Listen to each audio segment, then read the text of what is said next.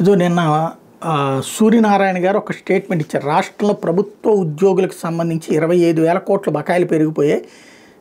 రాష్ట్ర ఆర్థిక పరిస్థితి దృష్ట్యా మాకు బకాయి పడిన 3 డిఏల్లో కనీసం ఒక్కటైనా వెంటనే ప్రకటించండి. ఇది తాజాగా ఆయన చేసినటువంటి సూచన లేదా పిలుపు. ఉద్యోగుల సమస్యలు పరిష్కరించేందుకు ఉన్నత స్థాయి ట్రిబ్యునల్ ఏర్పాటు చేయాలి. ప్రతి నెల ఉద్యోగులకు సుమారు 6,500 కోట్లు వేతనాలకు ఇస్తున్నారు. వీటితో పాటు ఇతర బెనిఫిట్లు కూడా రావాలి.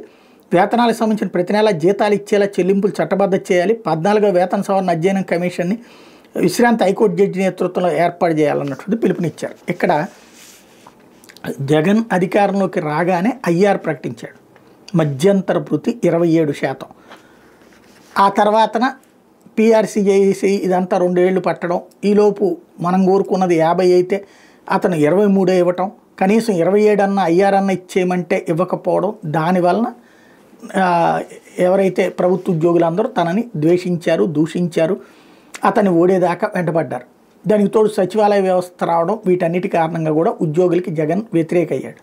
అయితే అసలు పాయింట్ ఏంటంటే ఇప్పుడైతే ఉద్యోగులు సంతోషంగా ఉన్నారు. ఎందుకంటే ఈ సచివాలయ వ్యవస్థ, వాలంటీర్ వ్యవస్థ పోయాక ప్రతి పథకానికి ప్రతి పనికి డబ్బులుగా లంచాలు లభిస్తున్నాయి.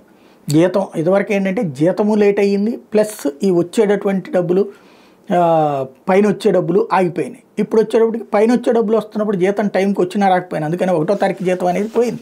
ఈ నెలలో కూడా నిన్న అనుకుంటా ప్రాసెస్ చేసినట్టున్నారు.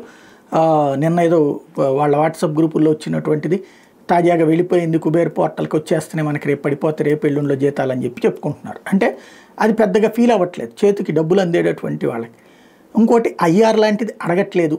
ఇలా ఇప్పుడు ప్రజెంట్ ఎట్టకేలకు ఓ డిఏ అడుగుతున్నటువంటి పరిస్థితి. మరి చేస్తారా లేదా? 3 డిఏలు పెండింగ్ ఉన్నాయి. చేస్తారా లేదా అనేటటువంటి చూడాల్సి ఉంది.